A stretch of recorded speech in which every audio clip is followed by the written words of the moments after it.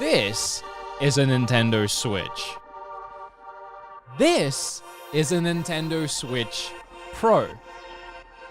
Kind of. It was inspired by the Nintendo Switch. Something that the Kickstarter page wasn't shy about admitting. It even uses the same sticks as the Switch, and we'll get to that. It also has an almost identical form factor, size, and mold. The biggest difference is that this guy can barely manage to play Outer Worlds, whereas this can run Cyberpunk.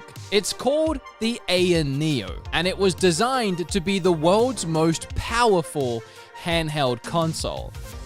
And they did that. Here's the beauty of it. Other than the fact that it's a beast that can play Cyberpunk, Red Dead Redemption, GTA 5, you name it, it's not tied to any one store or company. Meaning you can just install Steam, Game Pass, Epic Store, whatever you want, and start downloading all of your games onto the console. And if you want to buy more games, you don't have to pay Switch tax or full price games on the PlayStation Store. You can wait for summer sales. Or, if you have an eye patch and a peg leg nearby, and you're feeling a little piratey, you can really let your imagination run wild.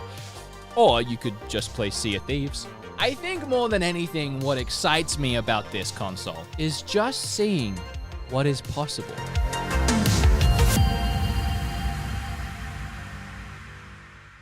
Now, yeah, this little bad boy might be expensive, but it can also help you save money, like up to $50,000 or more.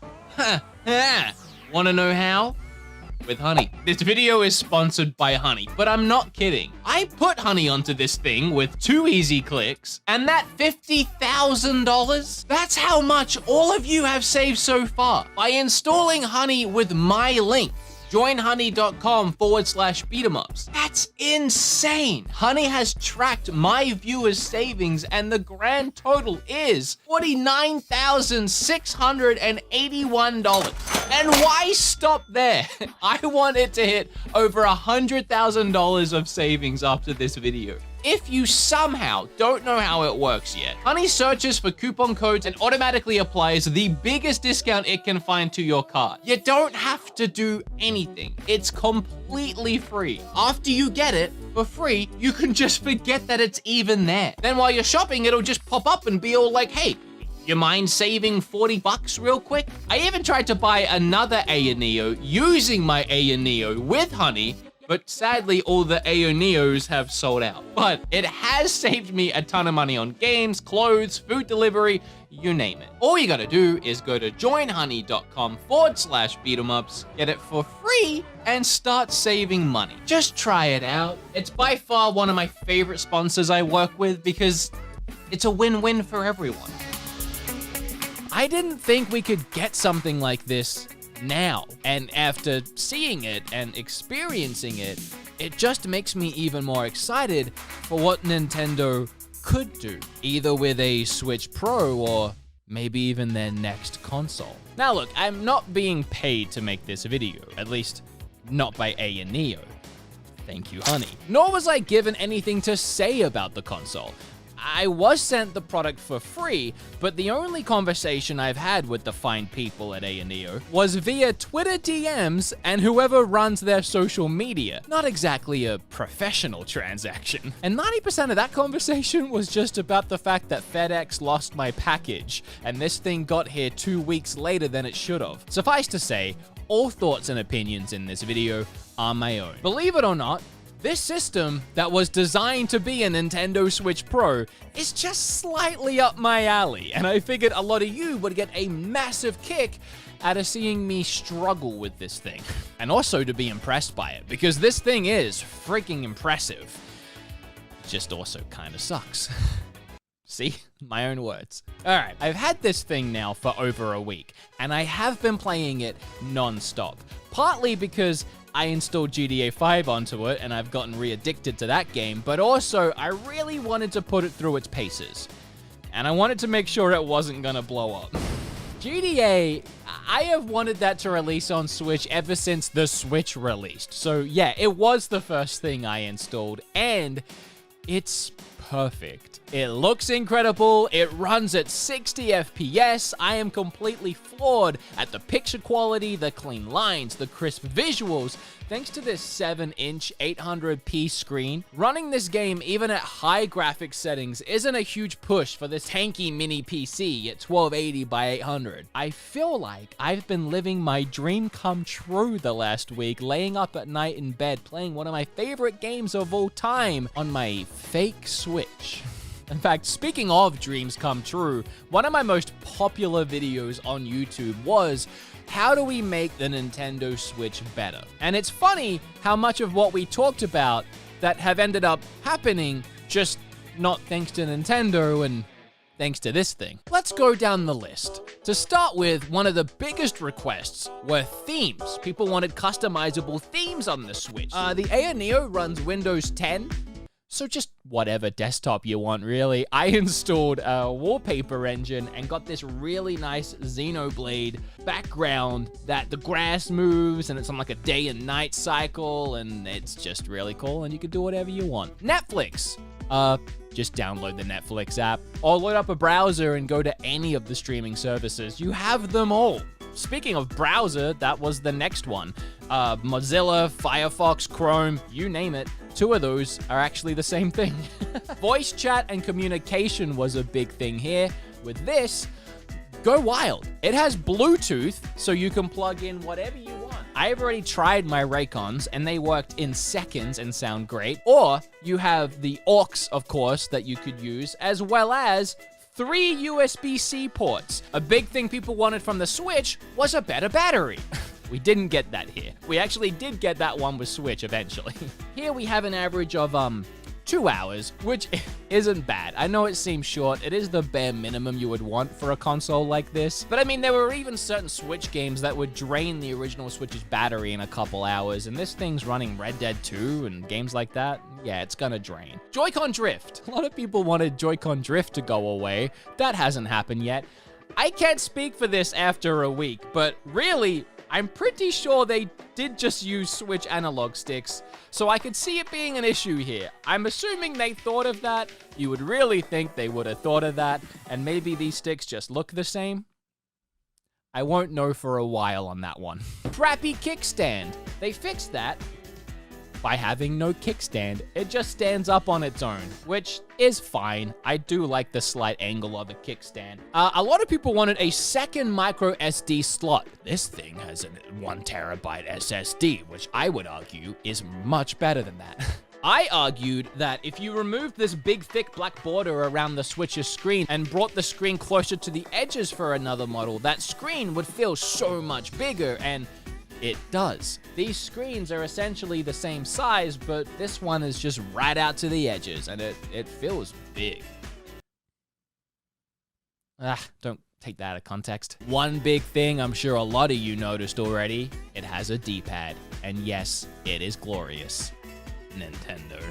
And then the biggest thing that really, when you ask people what they want from their Switch, they will tell you games, or a certain game, or whatever game they want to come to the Switch. That's not really an issue here, because it has everything. I mean, obviously not Sony or Xbox exclusives, but for the most part, it has everything. Even Virtual Console, in the form of being a dirty, illegal emulator person. Yeah, I mean, a lot of people want Virtual Console on Switch. Doesn't look like it's happening, but here you can go crazy. In fact, I tried, and I had a time. To begin with, I tried to put Breath of the Wild on it because I mean, it would be funny. Yeah, you know why. But for whatever reason, I just couldn't get it to work. CMU emulator and Breath of the Wild, it was hard to even get that to work on my PC, to be honest, and getting it to work on this thing proved impossible. I don't know if it was me or the console, but I could get it to start loading and then it would just crash. Honestly, it was probably me. I probably did something wrong. It's a really finicky process. So I dropped that, forget about that, and I tried to just make a Virtual Console, and I started by trying to emulate N64 games. That didn't go well either. I spent a couple hours just trying to get Project 64 to open, where every time I try and open Project 64, it tries to open on another screen. You know that thing that computers do sometimes, where you don't have the other screen, but It tries to open on the other screen, and I could not fix that. Now, with an actual computer, you would just hold down like Windows Shift and then left or right or something, and the app can switch monitors. You can bring it back that way. I tried that on this. I tried bringing up the keyboard and holding down those buttons, but it seems like for some reason this keyboard can't register multiple presses. You're gonna do one at a time, so that's out. I think the only way I could actually get this to work is if I plugged in a keyboard using USB-C, which I don't really have on standby, and I shouldn't really have to do anyway. That is really the biggest issue with this, and it's not really an issue. It just depends how you think about it and how you look at it. Because you're running Windows, right? On a console like the Switch, you have teams of people working night and day for months to bring games or develop apps and features for the console, so when you get it in your hands, it just works. It's been optimized for the console, it works. Here, you're running Windows, and just like on a PC, you're gonna run into issues you need to fix all the time. You're buying a PC. It's on you. And there are people online that have this running perfectly fine as an emulator. ETA Prime got Launchbox running on it with a ton of games. I couldn't do it because I'm dumb. It can happen, but this is an issue I think a lot of average people like myself would run into trying to work with this thing. Could I get it to work? Yeah. Is it worth my time? Nah, I don't care enough. I just wanted to record some footage for the video. So that said, let's stop being dirty illegal pirates and actually get on a more morally ethical train and play some actual games that I paid for. Because that's where this thing shines, and that is its intended purpose, to be a powerhouse that plays video games. Now, you little nitpickers. I know I've been showing you a ton of gameplay already running off this thing, but I need you to know that all the gameplay I've recorded that you're seeing that's not off the screen is from this dongle. Because this machine here is built purely to be a portable console. There's no dock, there's no slotting it into something and then playing it on your TV. It's supposed to be portable. If you want an expensive PC that you can play on your TV or your monitors, buy a PC. That said, it does have USB-C ports. This is for mobile phones, really. It's a $20 dongle that you plug into the USB-C port and it just puts out whatever picture. I don't know what picture it's putting out. I don't know what resolution or quality it's doing. It's $20, so it's probably not great, but it's the best I figured out. I'm saying this because almost everything I've played on this thing looks incredible. But whenever I try and record footage, I'm like, oh, all right. Well, let's take a look at the games I have put on this thing. To start with, Cyberpunk, because I had to. But I gotta say, it looks pretty darn great. Frame rate wise, it's by far the worst experience I had. At about 15 FPS, it was the only game that was unplayable. But here's the thing. I don't blame Neo for that. Here, you're at the mercy of PC games and how well they were optimized, which is why games like GTA 5 runs so well. It's well optimized. In fact, Doom Eternal has been my other favorite experience on this console because it looks perfect and runs at 60 FPS. I've been having a blast running through and destroying hordes of demons in that game on this thing. I love it. It's so good. It's a very well optimized game. It's just Cyberpunk is not. It's optimized terribly and it runs awfully because of it. The same can be said for Warzone, which is a nightmare of a game. It's optimized so bad. It crashes all the time on my PC, and my PC is good. And of course, on this thing, while it does hit 30, 45 FPS, constant dips, constant skips, it just barely manages to run. It looks awful. It's got all those jagged edges on everything. Anything then like 2 feet in front of you looks like a Picasso painting, and it's just hard to see anything. It's hard to play the game. But on the other side, you have Sea of Thieves, which looks... I probably sound like a broken record here, but amazing. Just being out there on the ocean, you could fool me if I didn't know any better. It would look like it's in 4K. The water is so crisp. It runs at about 30 to 40 FPS, but it's so smooth and consistent, I actually feel like it's much higher. I swear the console's lying to me when it tells me 30 FPS because it feels like 60. So yeah, it might be a hit or miss with games that are optimized pretty poorly, but then you have a game like Red Dead Redemption, which I would think, I mean, that game even struggles on my PC at 4K, but it struggles on PCs, but on this, it looks amazing.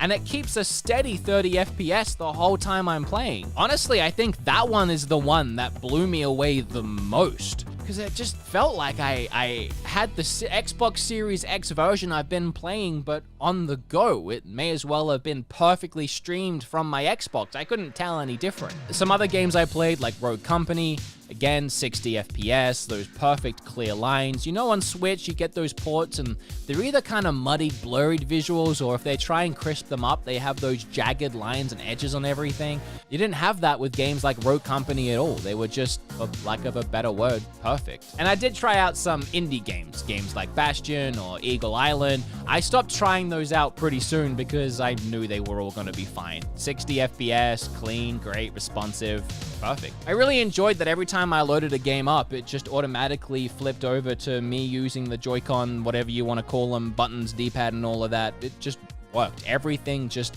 worked. And if you want a list of more games, if you go to their Kickstarter, it'll show you their tests and what they've ran for certain things. Like Devil May Cry 5 is 60 FPS. That doesn't surprise me. It's 120 FPS now on the new consoles. Clearly another very well optimized game. Monster Hunter World runs at 50 to 60. Resident Evil 3 runs at 60 FPS. So I would say for 99% of games, you are looking at them running and playing perfectly fine. But if you know a game is a lot of trouble, even on PC, you might run into some issues. But then again, with Red Dead, maybe not. I don't know.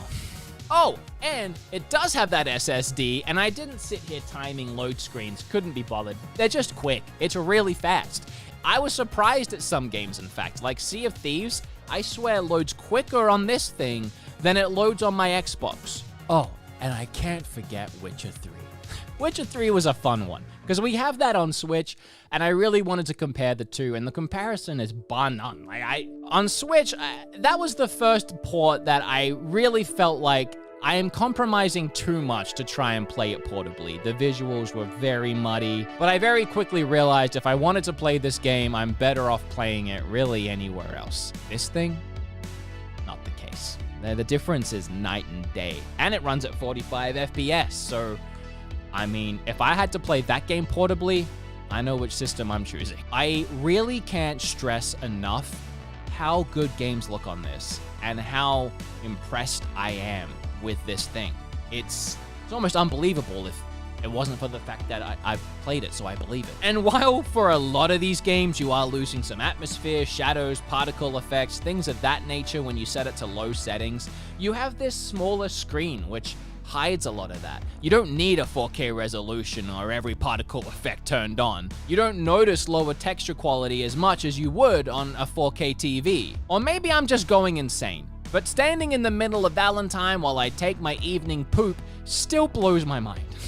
And you too can be tripped out and let your imagination run wild when you install any game you've ever wanted to play portably on this thing. I mean, you name it. Possibilities are endless. Look, I'm not a PC specs kind of guy. I know that my PlayStation has an SSD drive now and that my Xbox might get games eventually, but what I do know is this thing is packed. The notable things here, I think anyway, is the 1 gig SSD drive, the AMD Ryzen 5 6 cores, the integrated AMD Radeon graphics, the 16 gigabytes of RAM, and look, I could go on, but honestly, the rest of it just confuses me. It's very impressive in many ways, but oh boy, it has its issues. A big question a lot of my friends asked me when I showed them I had this thing was, does that get hot? Yeah.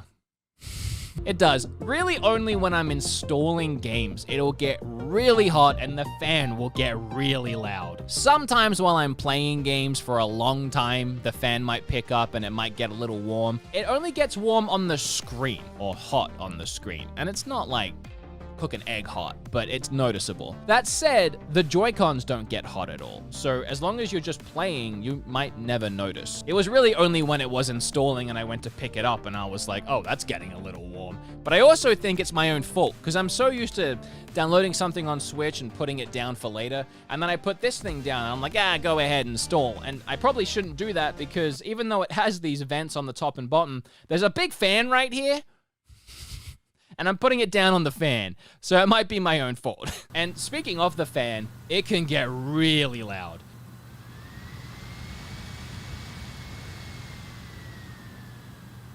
Sometimes while playing, it'll get so loud that you won't be able to hear it above the speakers. Oh, and speaking of the speakers, they're trash.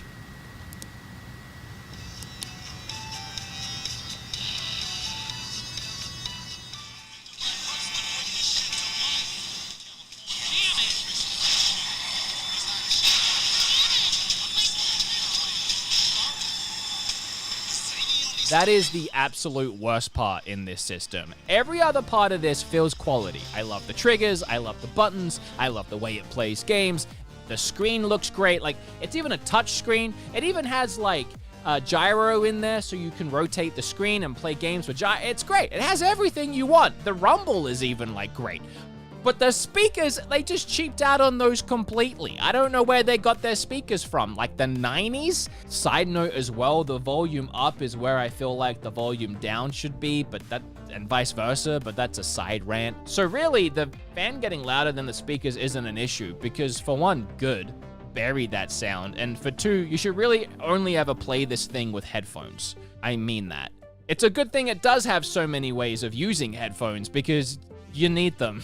If it wasn't for that, everything about this would be quality. It's the one thing that feels so obviously cheaped. Crappy speakers is really my only actual issue. Everything else is fine. I think some people are gonna ask me if it's comfortable, and the answer is definitely no, but that's the same I feel for the Switch. I don't think the Switch is comfortable. That's why I use the Satisfy grip every time I'm playing the Switch, and this isn't a plug, although it is. Code Beat-em-Ups. If you don't have one of these already, Code Beat-em-Ups is always active. But this thing makes the Switch usable for me. Like, I can't play my Switch without this anymore, and I only use it with this. So it was a huge adjustment going back to this flat surface. It's the same as the Switch. It's just as uncomfortable. It might be a little worse because this thing's like a thick boy.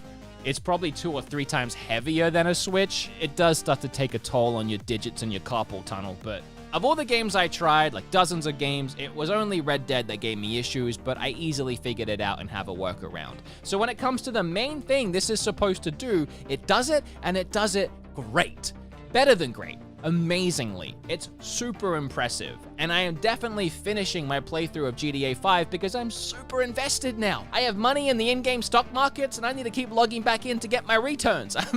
But no, I do really love this thing. It's really cool, and just for straight buying games, I mean, even just downloading Game Pass on it, you have all hundreds of Game Pass games to start downloading. Your Halos, your Gears of War. I played Gears of War on it too. I played a ton of stuff via Game Pass on this thing. And that's definitely a huge advantage for it. Because I know a lot of people might look at this and think $800, $1,000, that's so expensive. And it really is. I'm not downplaying that. You do get what you pay for, but I think the big money-saving thing that you need to take into account is how much you save on games having your own mobile console PC rather than a Switch.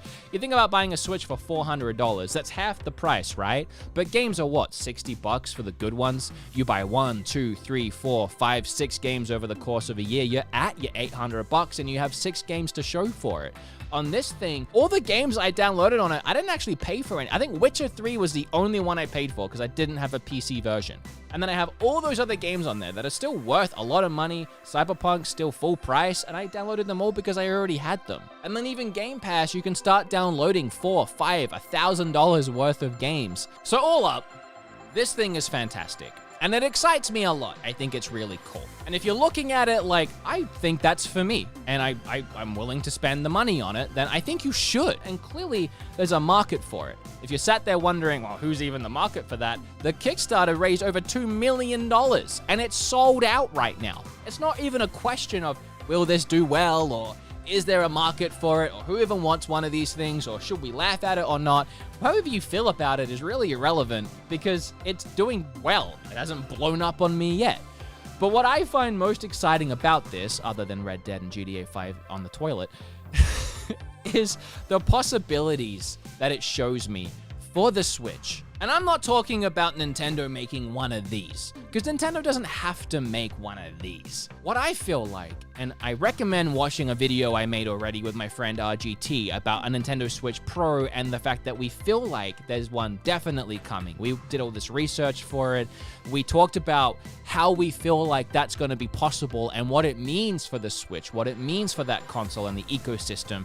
And I recommend watching that video to be totally caught up to speed. But if you've seen it and you know where my head's at, this shows me what is obviously possible with a Switch Pro, or even Nintendo's next console. But let's just think about a new Switch model that plays all the current games. You don't need to build a powerhouse that can play new games that this Switch can't. Keep it in the family, but just make something slightly better.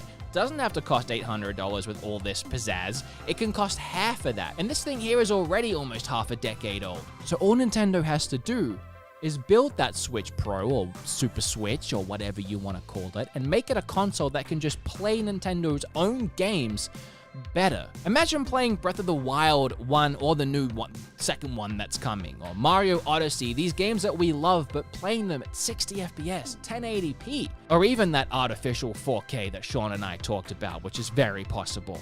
I mean, I think we deserve to see those games like that. But then other games on Switch right now that kind of run middle ground, games like Doom, games like Witcher, you could really push those with a better console. Or games that are completely unplayable right now, games like Ark, games like Outer Worlds, those might suddenly become playable. Games like Hyrule Warriors that just released that clearly had frame rate issues could be completely smoothed over, maybe even boosted up to 60 FPS. I mean, we're talking about Nintendo's own games. Just make a console that play those as good as they can be played. Nintendo making that console is a reality because now we've seen it happen. But if you liked this video and you had fun, make sure you hit that like button and subscribe. I'll leave a link for this down below if you do want to try and buy it. I mean, again, it's sold out, but do your best. While you're down there, I'd really appreciate you clicking on that Honey link. It really helps support the channel, and it's free, and it saves you money. Don't buy this thing unless you have Honey installed because you might save money on it. All right, love you all. I'll see you all very soon. I guess if I could shout out a couple more things real quick. My Twitch, I stream there 3 times a week. I have a ton of fun playing games, just chatting, and I have a podcast there. Really appreciate it if you'd watch and listen to my podcast. My friend Eric and I put a ton of work into it, and it's a ton of fun. Thank you.